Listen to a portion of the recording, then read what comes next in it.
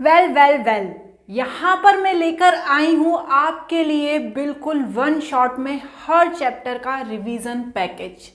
यदि अभी आप पढ़ाई पूरी कर चुके हैं और आप रिवीजन स्टार्ट कर रहे हैं तो ये वीडियो सिर्फ आपके लिए हैं।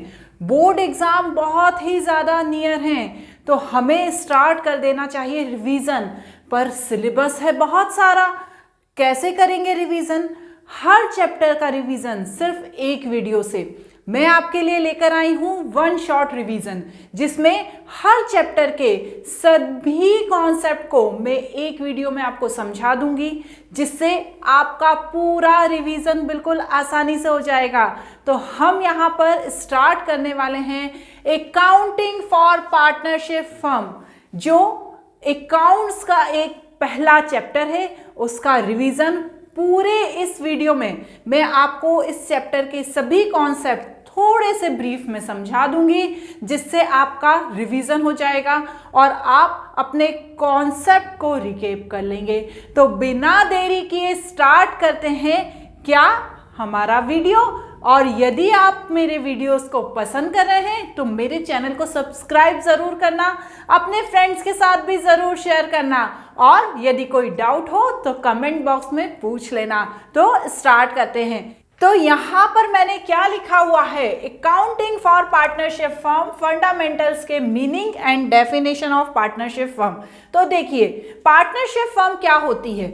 जब दो या दो से ज़्यादा लोग मिलकर कोई फर्म को स्टार्ट करते हैं तो उसे क्या कहते हैं? Partnership firm.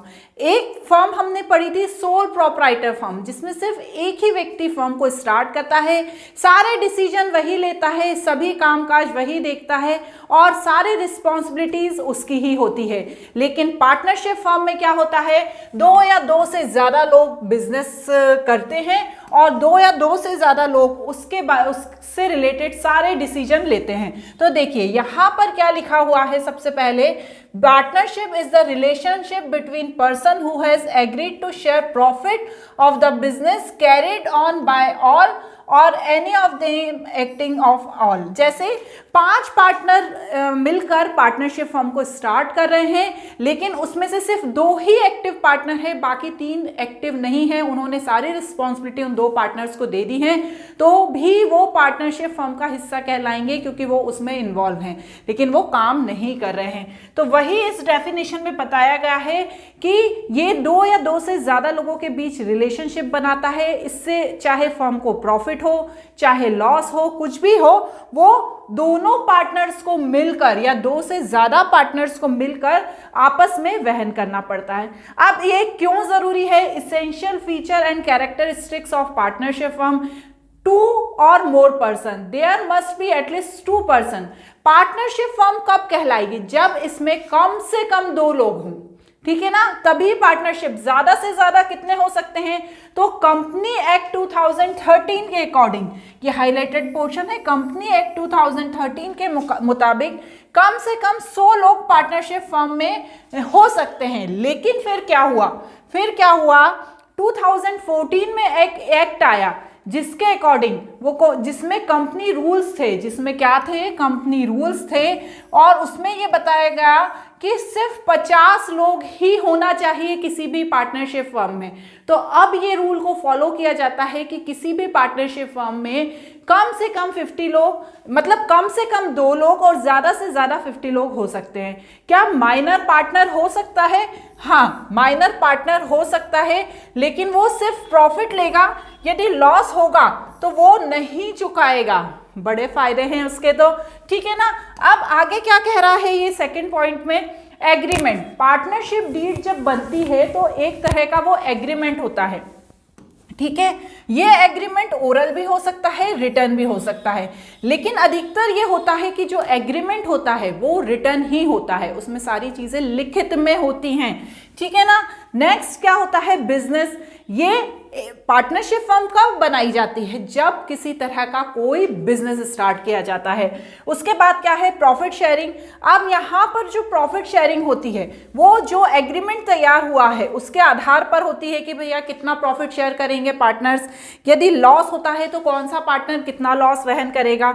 Business can be carried on by all or any of the partners acting for all. देखिए यही चीज अभी मैंने बोला कि यदि 5 पार्टनर हैं तो 5 पार्टनर भी बिजनेस में पार्टनरशिप फर्म में हो सकते हैं, लेकिन काम सिर्फ 2 ही पार्टनर करेंगे। बाकी पार्टनर क्या करेंगे, बाकी पार्टनर उन्हें बोलेंगे कि भैया आप हमारा पार्टनरशिप का जो मेरा जो काम है वो आप कर लो। हो सकता है जो ज्यादा काम करेंगे वो प्रॉफिट शेयरिंग रेशो ज्यादा ले लेंगे, ठीक है ना। नेक्स्ट क्या है, राइट ऑफ द पार्टनर, ठीक है। ये चीज ध्यान से समझिए कि हर पार्टनर के क्या राइट है। Every partner has to right to participate in the management of the business.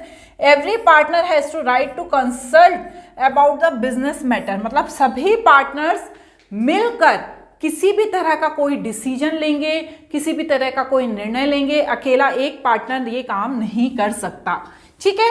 Next क्या कह रहे हैं हम, नेक्स्ट ये कह रहे हैं कि हर पार्टनर के पास बुक ऑफ अकाउंट्स, मतलब जो जो अकाउंटिंग का वर्क हो रहा है उसकी एक कॉपी होना चाहिए। हर पार्टनर के पास राइट होता है प्रॉफिट एंड लॉस का। यदि किसी पार्टनर से आपने कोई लोन लिया है या कंपनी ने कोई लोन लिया है तो उसे क्या दिया जाएगा, इंटरेस्ट ऑन लोन दिया जाएगा, ठीक है। यदि इंटरेस्ट नहीं लिखा है एग्रीमेंट में तो लोन कितना दिया जाएगा, 6% पर लोन पर जो इंटरेस्ट कितना दिया जाएगा, 6% पर एनम। ये बहुत ही इंपॉर्टेंट है, इस पे स्टार लगा लो कि यदि लोन लिया है कंपनी ने किसी भी पार्टनर से, कंपनी को पैसों की नीड और हो गई है और उसने किसी पार्टनर से लोन लिया है, तो कंपनी उस पार्टनर को यदि एग्रीमेंट में नहीं स्पेसिफाइड है कि कितना % इंटरेस्ट देगी तो 6% इंटरेस्ट देना होगा। A partner has to right take decision of the interest of business. A partner has to write not allowed to the admission of new partner। यदि कोई पार्टनर चाहता है कि नया पार्टनर का एडमिशन नहीं हो तो वो नहीं होगा, ठीक है। तो ये चीज पार्टनरशिप फर्म में ध्यान रखनी चाहिए, ठीक है। After giving notice a partner has to right to retire from the firm, ठीक है। यदि सभी पार्टनर ने मिलकर ये डिसीजन ले लिया है कि पार्टनर्स जो पर्टिकुलर पार्टनर है उसको इस समय रिटायर होना है तो उसे उस समय रिटायर होना होगा। अब पार्टनरशिप डीड क्या होती है, क्या होता है, देखो बच्चों, जब पार्टनरशिप फॉर्म स्टार्ट होती है ना तो एक डीड तैयार होती है। उस डीड में सारी चीजें लिखी होती है। यदि हम ओरल पार्टनरशिप कर रहे हैं तो ओरल पार्टनरशिप भी कई बहुत अच्छे पक्के दोस्त होते हैं, वो ओरल पार्टनरशिप कर लेते हैं और उनकी पार्टनरशिप फॉर्म चलती रहती है क्योंकि भैया वो दोस्त हैं। लेकिन कभी भी बिल्कुल 0.1% ऐसे चांसेस होते हैं कि पार्टनरशिप फॉर्म ओरल होती है। हमेशा पार्टनरशिप फॉर्म के लिए एक पार्टनरशिप डीड तैयार होती है जिसमें ये सारी चीजें, उसमें सारा एग्रीमेंट की सारी चीजें लिखी होती हैं। देखिए रिटर्न एग्रीमेंट होता है जिसमें किसी भी तरह का डिस्प्यूट यदि होता है इन फ्यूचर, भैया दोस्ती टूट भी सकती है, लड़ाई झगड़े हो जाते हैं, तो फिर आप कैसे ओरल बात पे भरोसा कर सकते हो। तो उसके लिए रिटर्न डीड तैयार होती है जिसमें सारी चीजें लिखी होती हैं। सारी चीजों से क्या मतलब है, description of partner, description of firm, principal to place of business, nature of business, ठीक है। और क्या क्या लिखा होता है, देखिए बहुत सारी चीजें लिखी होती है। Interest on capital, interest on drawing, profit sharing ratio, interest on loan, remuneration, valuation of goodwill. मतलब ये सारी चीजें लिखी जाती है कि यदि किसी पार्टनर की डेथ हो जाएगी, यदि किसी पार्टनर की डेथ हो जाएगी तो ऐसी स्थिति में फर्म क्या करेगी। तो ये सारी चीजें किसमें लिखी होती हैं, अपनी पार्टनरशिप डीड में। क्लियर हो गया, क्लियर हो गया मैडम। चलिए अब आगे देखते हैं, आगे क्या है इसमें, इंपॉर्टेंस ऑफ पार्टनरशिप डीड।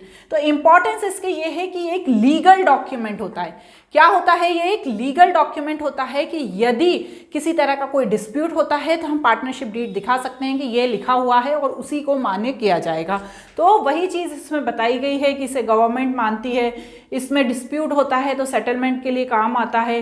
यदि पार्टनरशिप डीड में कुछ भी चीज़ें नहीं लिखी हैं, ठीक है, पार्टनरशिप डीड बनी है लेकिन इंटरेस्ट ऑफ कैपिटल या इंटरेस्ट ऑफ ड्राइंग नहीं लिखा है, तो ऐसी स्थिति में क्या अप्लाई होता है, ऐसी स्थिति में पार्टनरशिप एक्ट 1932 अप्लाई होता है, ठीक है ना। इसको भी ध्यान रखिए, यदि पार्टनरशिप डीड में चीजें नहीं लिखी हैं, यदि साइलेंट हैं, तो ऐसी स्थिति में पार्टनरशिप एक्ट 1932 अप्लाई होता है। क्लियर, चलिए क्लियर मैडम।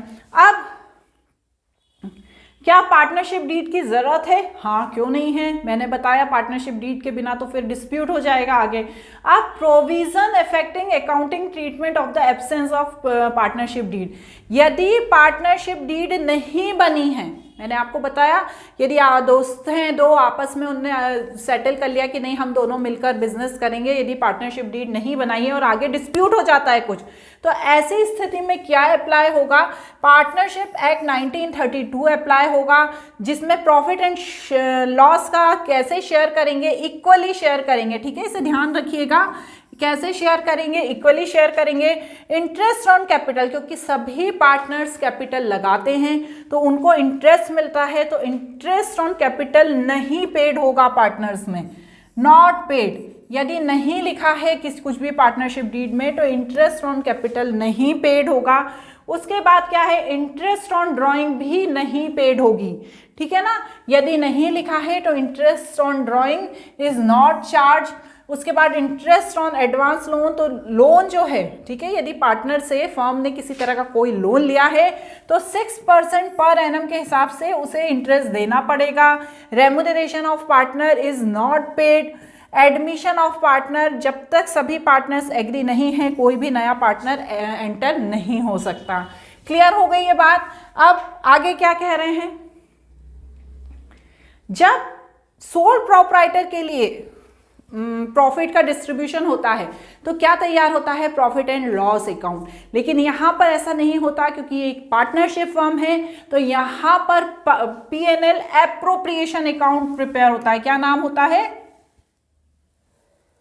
यहाँ पर क्या प्रिपेयर होता है, P&L appropriation account, P&L appropriation account. ठीक है, तो यहां पर एप्रोप्रिएशन अकाउंट तैयार होता है, तो उसमें क्या लिखा रहता है, P&L एप्रोप्रिएशन अकाउंट में सभी चीजों की प्रॉपर जानकारी दी होती है कि यदि पार्टनरशिप डीड साइलेंट है तो पार्टनर्स आपस में इक्वली डिस्ट्रीब्यूट कर लेंगे प्रॉफिट और लॉस को। अब जो मेन होता है P&L एप्रोप्रिएशन अकाउंट में क्या क्या आता है, इसमें आता है पार्टनर्स की सैलरी, ठीक है, पार्टनर्स को सैलरी प्रोवाइड होती है, पार्टनर्स का commission, interest on capital, interest on drawing, ये सारी चीज़ें किस में आती है, ये सारी चीज़ें आती हैं P&L एप्रोप्रिएशन अकाउंट में। अब यदि हम P&L एप्रोप्रिएशन अकाउंट को समझना चाहते हैं तो सीधे हम इसका ये फॉर्मेट देख लेते हैं। ठीक है ना, इसमें सारी चीज़ें दी हुई हैं कि फॉर्मेट किस तरीके से बनेगा, इसे आप चाहें तो नोट कर सकते हैं, नोट किया हुआ है तो एक बार रिवाइज कर लेते हैं। ठीक है, P&L एप्रोप्रिएशन अकाउंट ऊपर लिखेंगे, यहाँ पर फॉर द ईयर एंडेड लिखेंगे।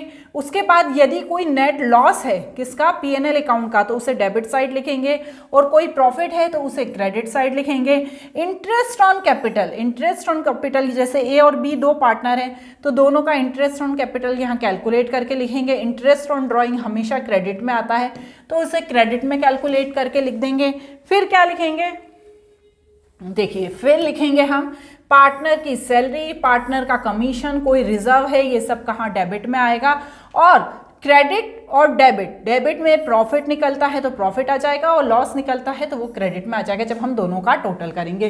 तो ये क्या हो जाएगा, P&L एप्रोप्रिएशन अकाउंट हो जाएगा। अब यहाँ पर यदि हमें कोई चीज़ निकालनी आनी चाहिए तो वो क्या है, इंटरेस्ट ऑन कैपिटल कैसे निकलता है, इंटरेस्ट ऑन ड्राइंग कैसे निकलती है, कैपिटल का कैलकुलेशन कैसे होगा, ये सब चीज़ें हम यहाँ पर देखने वाले हैं।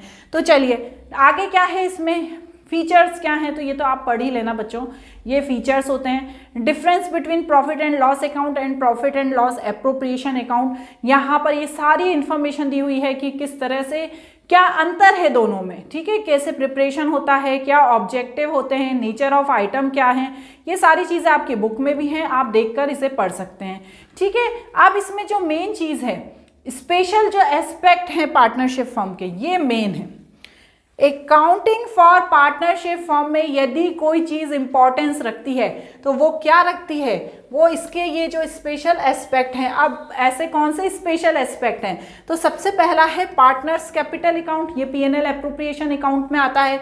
उसके बाद रेन्यूमरेशन ऑफ पार्टनर्स, ये भी हमें लिखना है P&L एप्रोप्रिएशन अकाउंट में। Interest on partners capital, interest on partners drawing, adjustment of incorrect appropriation of profit in the past adjustment, इसे पास्ट एडजस्टमेंट भी कहते हैं। जो हमसे यदि किसी तरह की कोई गलती हो गई है, कोई एंट्री या कोई हमने चीज़ लिखना भूल गए हैं, पुराने हमने सब तैयार कर लिया, अब हम फिर से तो तैयार करेंगे नहीं, तो इसके लिए क्या करते हैं हम, इसके लिए पास्ट एडजस्टमेंट करते हैं। और नेक्स्ट है गारंटी ऑफ प्रॉफिट। ठीक है, कि यदि किसी पार्टनर की एंट्री होती है तो उसे हम किस तरह से गारंटी ऑफ प्रॉफिट देते हैं। तो ये सारी चीज़ों को मैं इसी वीडियो में कवर करने वाली हूँ। तो चलिए स्टार्ट करते हैं। सबसे पहले हम देखते हैं कि क्या आएगा। सबसे पहले इसमें आएगा पार्टनर्स कैपिटल अकाउंट। ठीक है ना, पार्टनर्स कैपिटल अकाउंट में क्या होता है, दो तरीके से पार्टनर का कैपिटल अकाउंट होता है। पहला कौन सा तरीका होता है, पहला होता है फिक्स्ड कैपिटल अकाउंट मेथड और दूसरी होती है फ्लक्चुएटिंग कैपिटल अकाउंट मेथड।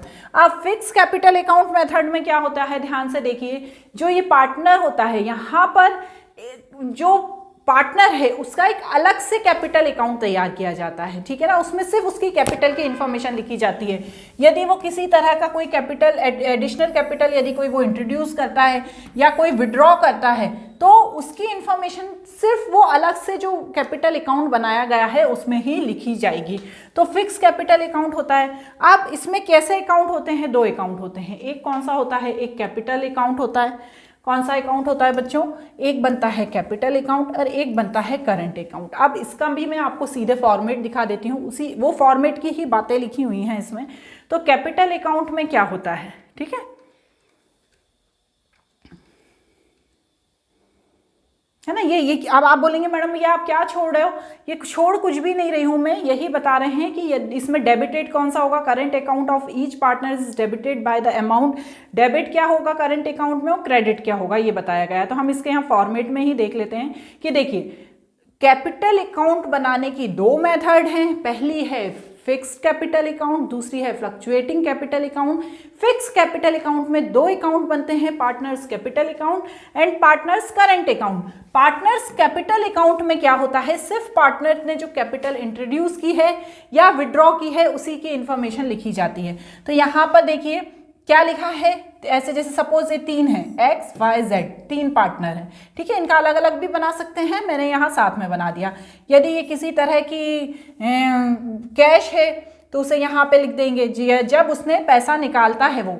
ठीक है ना, जब कोई पार्टनर अपने बिजनेस से कोई पैसा निकालता है तो यहाँ पर डेबिट में आ जाता है, और यदि कोई एडिशनल कैपिटल ऐड करता है तो यहाँ पर आ जाता है, और यहाँ पर जो बैलेंस होता है वो लिखा जाता है। इसी तरह से क्या बनाया जाता है, इसी तरह से बनाया जाता है पार्टनर्स करंट अकाउंट। तो करंट अकाउंट में सारी चीज़ें आती हैं। करंट अकाउंट में बैलेंस भी आता है, ड्राइंग हो तो ड्राइंग भी आती है। उसके बाद क्या होता है, इंटरेस्ट ऑन कैपिटल आता है, कमीशन आता है, ड्राइंग मतलब इंटरेस्ट ऑन ड्राइंग, क्या आएगा, इंटरेस्ट ऑन ड्राइंग। ठीक है, तो ये सब चीजें किसमें आती है, पार्टनर्स करंट अकाउंट में। तो ये पार्टनर्स करंट अकाउंट बन गया। अब क्या है, ये पूरी चीजें देखिए, इंटरेस्ट, सॉरी वो ड्राइंग अलग था, वो ड्राइंग क्या था, वो ड्राइंग अगेंस्ट प्रॉफिट था। वो क्या था, ड्राइंग अगेंस्ट प्रॉफिट था। और इंटरेस्ट ऑन ड्राइंग क्या है, ये है इंटरेस्ट ऑन ड्राइंग, ये लिखा। ठीक है, सैलरी लिखी, तो यहाँ पर जो डेबिट में आएगा उसे डेबिट में लिखना है, जो क्रेडिट में आएगा क्रेडिट में लिखना है। इसकी सेकंड मेथड होती है फ्लक्चुएटिंग कैपिटल मेथड। ठीक है ना, फ्लक्चुएटिंग कैपिटल मेथड में क्या होता है, जो कैपिटल इंट्रोड्यूस की जा रही है या जो विड्रॉ की जा रही है या जो इंटरेस्ट ऑन ड्राइंग दिया जा रहा है या interest on capital interest on drawing लिया जा रहा है, इंटरेस्ट ऑन कैपिटल जो दी जा रही है, वो सब के लिए सिर्फ एक ही अकाउंट बनाया जाएगा। कौन सा अकाउंट बनाया जाएगा, पार्टनर्स कैपिटल अकाउंट। ठीक है ना, पार्टनर्स कैपिटल अकाउंट में सारी चीजें आ जाएंगी। ठीक है ना, दो अकाउंट नहीं बनेंगे। जैसे फिक्स्ड में क्या होता था, एक कैपिटल अकाउंट बनता था, एक करंट अकाउंट बनता था। यहाँ पर सिर्फ बन रहा है पार्टनर्स कैपिटल अकाउंट, जिसमें सारी इंफॉर्मेशन है, कितना उन्होंने कैश ड्राइंग निकाली है, कितना उन्होंने क्या किया है, एडिशनल कैपिटल इंट्रोड्यूस की है, कितनी क्या किए हैं, इंटरेस्ट ऑन कैपिटल पेड किया है, कितना इंटरेस्ट ऑन ड्राइंग लिया है, ये सारी देखिए आप इंफॉर्मेशन, सारी इंफॉर्मेशन एक ही उसमें आ रही है। तो हमने यहाँ पर क्या समझा, जो कैपिटल अकाउंट है वो दो तरह का होता है, एक फिक्स कैपिटल अकाउंट जिसमें कैपिटल अकाउंट और करंट अकाउंट दोनों बनते हैं, और एक होता है फ्लक्चुएटिंग कैपिटल अकाउंट जिसमें सिर्फ एक अकाउंट बनता है, कैपिटल अकाउंट, जिसमें सारी इंफॉर्मेशन दी होती है। ठीक है मैडम, अब अगला क्या है, इसमें ये डिफरेंस दिया है कि कैपिटल और करंट अकाउंट का क्या है डिफरेंस। आप चाहें तो इन्हें नोट कर लेना, आप बोलेंगे तो ये पीडीएफ में है ना, अपने टेलीग्राम पर शेयर कर दूंगी। फिक्स कैपिटल अकाउंट और फिर फ्लक्चुएटिंग कैपिटल अकाउंट में भी देखिए ये पूरा अंतर दिया हुआ है। कि क्या होता है, मैं इसे एक्सप्लेन करूंगी तो वीडियो बहुत लेंदी हो जाएगा। अब नेक्स्ट पढ़ते हैं कि रेम्यूनरेशन और salary of commission to partners का कैलकुलेशन कैसे किया जाता है। यदि पार्टनरशिप डीड में दिया हुआ है कि पार्टनर्स को सैलरी प्रोवाइड की जाएगी तो उसका कैलकुलेशन करना होगा। अब इसका कैलकुलेशन यदि नहीं दिया है तो किसी भी तरह की कोई सैलरी प्रोवाइड नहीं होगी, लेकिन यदि दिया हुआ है तो सैलरी प्रोवाइड की जाएगी, सैलरी या कमीशन भी कह सकते हैं। तो सैलरी जो होती है, सैलरी क्या होती है, सैलरी या कमीशन, सॉरी सैलरी तो सिंपल होती है, जो अमाउंट दिया है उसे लिख दिया जाता है, ठीक है ना। यदि सैलरी दी है तो उसे अमाउंट की तरह लिख दिया जाता है, लेकिन but commission payable to the partner is stated as the percentage of profit which may be allowed to the partners either as a percentage of profit या distributable profit before charging commission, ठीक है। इस चीज को ध्यान रखिएगा, before charging commission और after charging commission, after charging commission. तो यदि इस तरह से यदि क्वेश्चन में दिया है कि बिफोर चार्जिंग है या आफ्टर चार्जिंग है तो आपको इसको ध्यान रखना है। तो बिफोर चार्जिंग के लिए क्या फॉर्मूला लगता है, यदि बिफोर चार्जिंग है तो फॉर्मूला लगेगा कि जो प्रॉफिट दिया है बिफोर कमीशन वाला, मतलब जो प्रॉफिट क्वेश्चन में दिया है उसमें रेट ऑफ कमीशन, ठीक है, रेट ऑफ कमीशन और डिवाइडेड बाय ओनली 100 करेंगे, ठीक है। तो ये है बिफोर कमीशन। लेकिन यदि किसी तरह का आफ्टर चार्ज कमीशन दिया है तो हमें क्या फॉर्मूला लगाना है बच्चों, जो नेट प्रॉफिट है उसे तो लिखना ही है, रेट ऑफ कमीशन भी इंटू करना है, लेकिन 100 प्लस रेट ऑफ कमीशन करना है।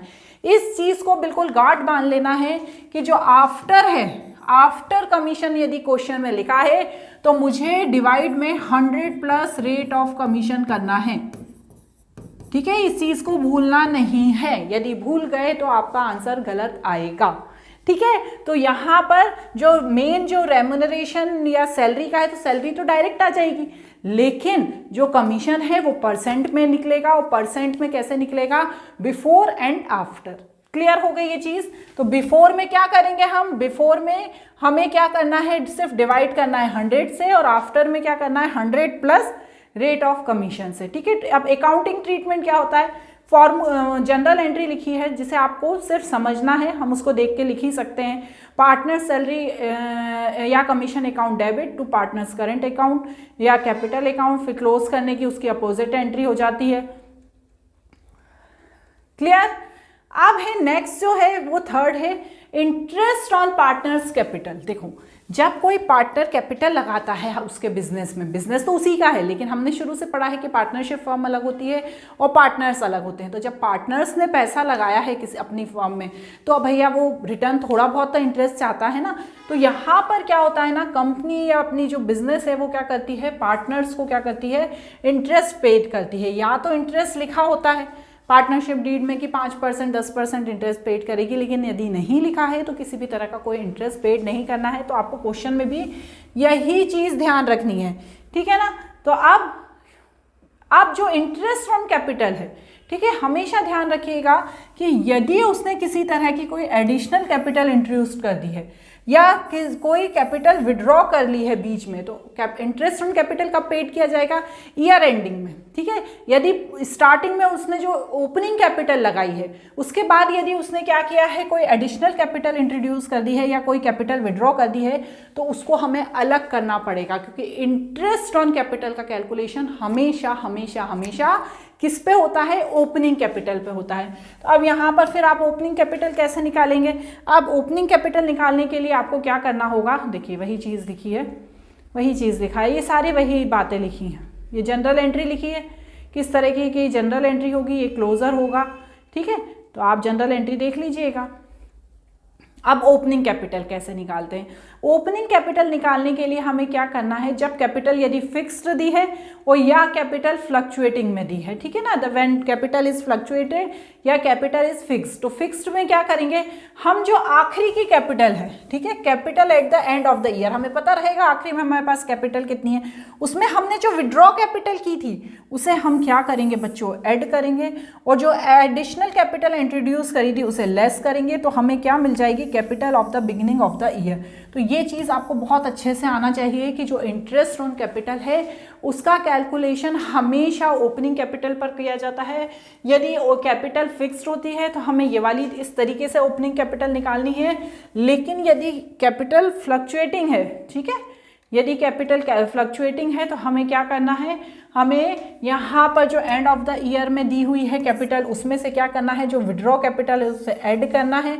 उसके साथ साथ हमें क्या ऐड करना है, drawing against profit, interest on drawing, share of loss of the year. मतलब हमने जो जो चीज़ें दे दी हैं, जो पैसा हमारे पास से निकल गया है उसे हमें वापस ऐड कर लेना है, और जो जो हमारे पास आ गया है, जैसे हमारे पास एडिशनल कैपिटल आ गई है उसे हमें लेस कर देना है, हमारे पास सैलरी आ गई है उसे हमें लेस कर देना है, और उससे हमें फिर उसके बाद क्या पता चल जाएगी, उसके बाद हमें पता चल जाएगी हमारी capital in the beginning of year, है ना, interest on capital. Interest on capital क्या है, हमारे पास आ गया ना, कैपिटल का इंटरेस्ट आ गया, हमने पे कर दिया, तो उसे हमें क्या करना रहेगा, माइनस करना रहेगा। तो आपको ये बात समझ में आ गई। अब थर्ड क्या है, यहाँ पर थर्ड दिया हुआ है, थर्ड नहीं सॉरी फोर्थ दिया है, इंटरेस्ट ऑन ड्राइंग। अब ड्राइंग का क्या है, यदि कोई पार्टनर पैसा निकाल रहा है, जैसे कैपिटल जब इंट्रोड्यूस कर रहा था तो इंटरेस्ट ले रहा था ना, लेकिन जब पैसा निकाल रहा है तो उसे फर्म को पैसा देना होगा, है ना। तो अब फर्म हुआ, बिजनेस हुआ, ऑर्गेनाइजेशन हुआ, ये सारे वर्ड्स जब मैं यूज़ करती हूँ ना तो आप समझ लीजिए कीजिए कि एक ही चीज़ें हैं सारी, ठीक है। अब इसमें देखिए, इसमें दो चीज़ें हैं। जो ड्राइंग होती है वो या तो ड्राइंग अगेंस्ट कैपिटल होगी या drawing against profit of the year होगी। या तो जो कैपिटल है बिजनेस के पास उससे आप ड्राइंग निकाल रहे हो, या जो प्रॉफिट अर्न किया है बिजनेस ने उससे आप आप ड्राइंग निकाल रहे हो। तो इन चीज़ों को आपको देखना है कि आप किस तरीके से पैसा निकाल रहे हो बिजनेस से। तो वही डिफरेंस दिया है कि, है ना, यदि ड्राइंग अगेंस्ट कैपिटल दी है तो ये कहाँ डेबिट होगी, ये कैपिटल अकाउंट में होगी। लेकिन यदि ड्राइंग अगेंस्ट प्रॉफिट दिया है तो ये कहाँ पर डेबिट होगी, ड्राइंग अकाउंट में होगी। ये कैपिटल का पार्ट होगा, ये आने वाले जो प्रॉफिट है उसका पार्ट होगा। इससे क्या होगा, कैपिटल रिड्यूस हो जाएगी, इससे क्या होगा, फाइनल अकाउंट पर इफेक्ट पड़ेगा। ये सारे इसमें डिफरेंसेस दिए हैं। ये जनरल एंट्रीज इसमें दी हुई हैं कि क्या क्या जनरल एंट्री होनी है, ठीक है। अब जो इंटरेस्ट ऑन ड्राइंग है उसको कैलकुलेट करने की दो मेथड होती है। एक होती है प्रोडक्ट मेथड और दूसरी होती है एवरेज प्रोडक्ट मेथड, ठीक है ना। अभी मैं नीचे लिखी हुई है इसलिए नीचे तक नहीं जा रही। अब जो प्रोडक्ट मेथड होती है उसमें भी क्या होता है बच्चों, उसमें भी दो तरीके होते हैं। एक होती है सिंपल मेथड और एक होती है प्रोडक्ट मेथड, ठीक है ना।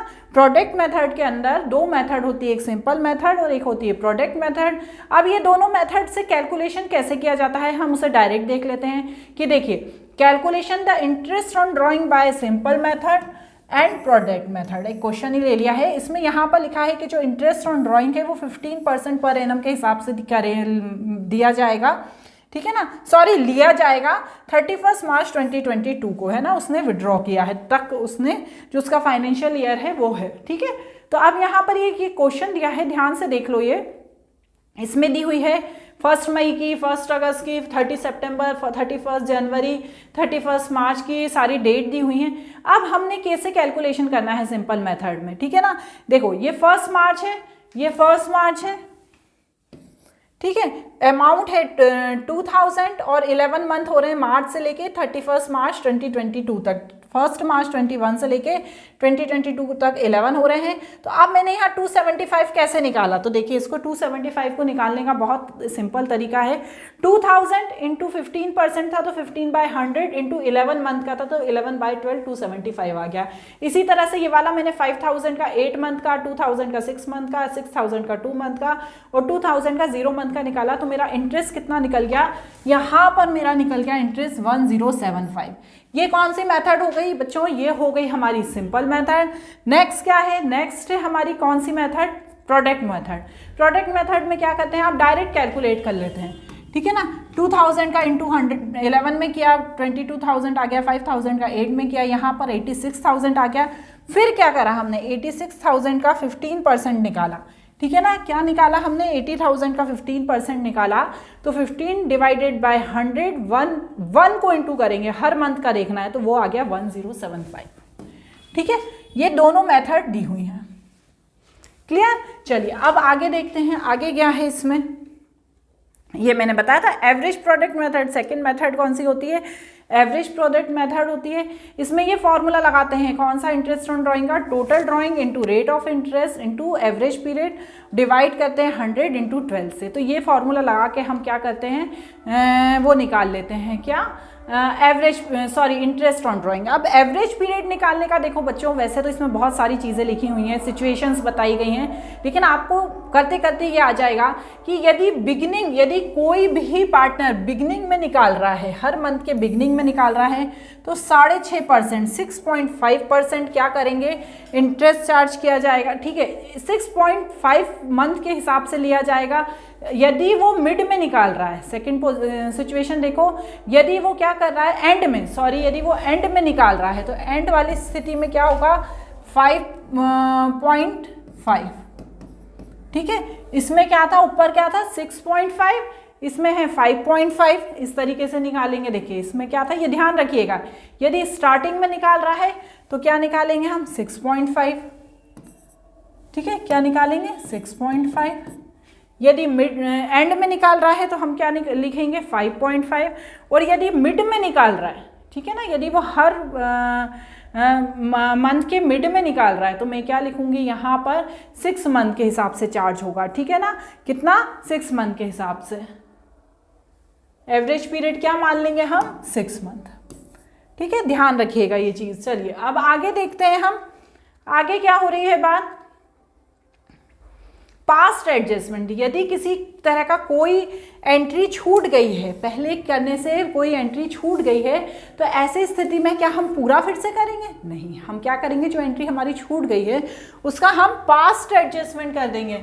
तो वहीं ये बताया गया है कि कैसे हम पास्ट एडजस्टमेंट करेंगे। तो पास्ट एडजस्टमेंट करने के लिए हमें क्या करना है, इस तरह की एक फॉर्मेट बना लेना है, जिसमें हमने ए का कैपिटल या करेंट अकाउंट, बी या सी, मतलब ये तीनों को हमने मान लिया है कि ये 3 पार्टनर है, इनका इंटरेस्ट ऑन कैपिटल छूट गया, इनका इंटरेस्ट ऑन ड्राइंग छूट गया, तो हमने debit credit debit credit debit credit कर देंगे, और फिर हम चेक कर लेंगे कि क्या हुआ है, प्रॉफिट हुआ है या लॉस हुआ है। तो इस तरह से हम कर लेंगे। और जो यदि दूसरी कंडीशन क्या कह रही है, इसमें दूसरी कंडीशन ये कह रही है कि व्हेन जनरल एंट्री पास, उसमें तो हमने जनरल एंट्री पास नहीं की, या तो आप एक जनरल एंट्री पास करके भी पास्ट एडजस्टमेंट को सुधार सकते हैं। तो वो जनरल एंट्री क्या होगी, profit and loss adjustment account debit to partners capital account. ठीक है ना, और फिर उसी को अपोजिट करके लिख देंगे। तो 2 मेथड होती है, या तो आप क्या कर लो, या तो आप उस तरह का फॉर्मेट बना के आप देख लो कि कितना डिफरेंस आ रहा है, कौन सी जनरल एंट्री छूट गई है, और या तो एक एडजस्टमेंट एंट्री पास कर लो। ठीक है, नेक्स्ट क्या है, guarantee of profit. Guarantee of profit मतलब क्या होता है कि इसमें यदि कोई नए पार्टनर की एंट्री हो रही है, तो उससे एश्योर किया जाता है कि यदि तुम हमारी पार्टनरशिप फर्म में आओगे तो हम तुमको इतना तो देंगे ही देंगे, हम तुम्हें इतना % देंगे ही देंगे। अब जो गारंटी ऑफ प्रॉफिट है वो 2-3 तरीके से होती है। ठीक है ना, क्या तरीका होता है, पहला होता है कि सभी पार्टनर एग्री हो कि उसको इतना रेशो दिया जाएगा, या एक या उससे ज़्यादा पार्टनर, जो पुराना पार्टनर है, एक उसमें से सारे एग्री नहीं हैं, 1 या 2 ही एग्री हैं, या फर्म। ठीक है ना, तो ये 3 तरीके से उसे एश्योरेंस दिया जा सकता है। ठीक है, यदि सभी पार्टनर्स एग्री हैं, ठीक है ना, guarantee of partners, guarantee of profit by all the remaining partners. यदि सभी पार्टनर्स द्वारा गारंटी दी जाती है तो हम क्या करेंगे कि उसे बता देंगे सभी के एग्रीड रेशो में कि इतनी तुम्हें गारंटी दी जाती है। यदि एक या एक से ज़्यादा पार्टनर के द्वारा गारंटी दी जाती है तो उसको भी बोल देंगे कि भैया इतनी डिसाइडेड है और इस तरीके से तुम्हें गारंटी दी जाएगी। और यदि फर्म के द्वारा गारंटी दी जाती तो उसके बारे में भी उसको पूरा बता देंगे। तो यहाँ पर जो गारंटी ऑफ प्रॉफिट है वो 3 तरीके से दी जा सकती है, या तो सभी पार्टनर्स एग्री हो जाते हैं, या सिर्फ 2 या 3, जो सपोज 5 पार्टनर है उसमें से 2 या 3 पार्टनर एग्री हो रहे हैं, या कोई पार्टनर एग्री नहीं हो रहा है, फर्म एग्री हो रही है, तो वो एक तरीके से सभी पार्टनर्स होते हैं, क्योंकि यहाँ पर फर्म पार्टनर से ही बनती है। तो आज इस वीडियो में मैंने आपको पूरा एक्सप्लेन कर लिया पार्टनरशिप फर्म के थ्योरेटिकल पार्ट को। आप इस वीडियो से आपको ज़रूर हेल्प मिलेगी। यदि वीडियो अच्छा लगा हो तो प्लीज़ चैनल को सब्सक्राइब एंड शेयर ज़रूर कीजिएगा। Thank you.